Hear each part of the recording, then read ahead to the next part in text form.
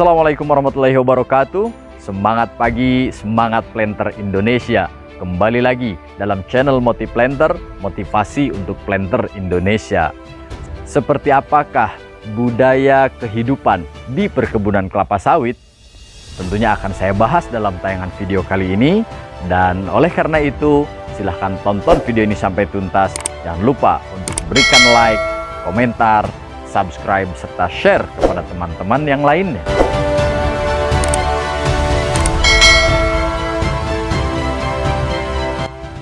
Untuk mengetahui budaya kehidupan di lingkungan perkebunan kelapa sawit, tentunya kita tidak dapat terlepas dari sejarah masa lalu bagaimana kelapa sawit bisa masuk ke Indonesia. Sejarah mencatat, pada tahun 1848, penjajah Belanda membawa 4 benih kelapa sawit yang kemudian ditanam di kebun raya Bogor yang pada saat itu dikepalai oleh seorang penjajah Belanda bernama J.E. Teijman. Beberapa tahun kemudian, tanaman kelapa sawit ternyata mampu tumbuh dan cocok untuk dibudidayakan di Indonesia. Maka dari itu, pada tahun 1911, Belanda membangun sebuah perkebunan kelapa sawit di Sungai Liput, Pulau Raja Estate, dipimpin oleh seorang manajer bernama Adrian Hellet. Selanjutnya, penjajah Belanda terus membuka dan membangun perkebunan kelapa sawit di Indonesia, tepatnya di wilayah Sumatera, hingga sampailah pada masa kemerdekaan Republik Indonesia tahun 1945, dan selepas itu pemerintah kita telah berhasil mengakuisisi perkebunan kelapa sawit yang telah dibangun oleh penjajah Belanda. Dan hingga sampai dengan saat ini, kita memiliki catatan bahwa Indonesia memiliki luasan perkebunan kelapa sawit kurang lebih sampai pada 16 juta hektar. Dari sejarah perkembangan kelapa sawit di Indonesia, kita tentunya sepakat bahwa Belanda telah berhasil membangun perkebunan kelapa sawit di Indonesia. Apa yang menjadi kunci sukses Belanda membangun perkebunan kelapa sawit di Indonesia?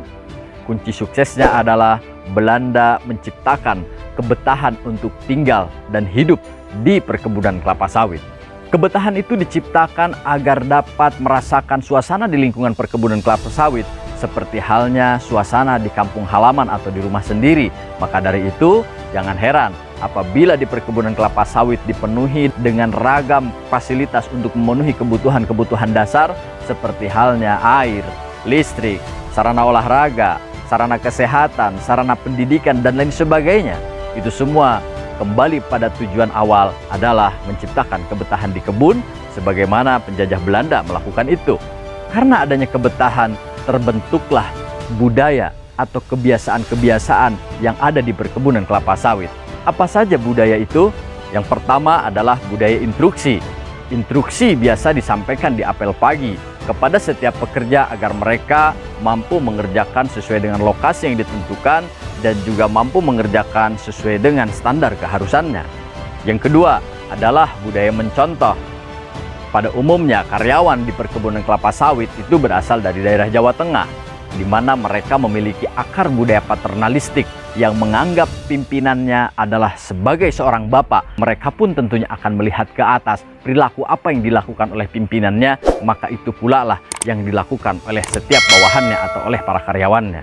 Maka dari itu, pondasi bagi siapapun yang menjadi seorang pemimpin di perkebunan kelapa sawit adalah Ingarso Sung Tulodo, Ingmadjo Mangunkarso, Tutwuri Handayani. Yang ketiga adalah budaya hidup rutin. Bangun pagi buta, bekerja sebelum matahari tinggi, dan mereka pulang sampai dengan petang. Itu adalah sebuah kebiasaan hidup rutin yang dilakukan terus-menerus setiap hari oleh karyawan perkebunan kelapa sawit. Satu hal yang menarik di perkebunan kelapa sawit, setiap karyawannya terbiasa untuk hidup sederhana, dan yang terpenting, kebutuhan normatif itu dapat terpenuhi. Seperti itulah budaya yang ada di lingkungan perkebunan kelapa sawit.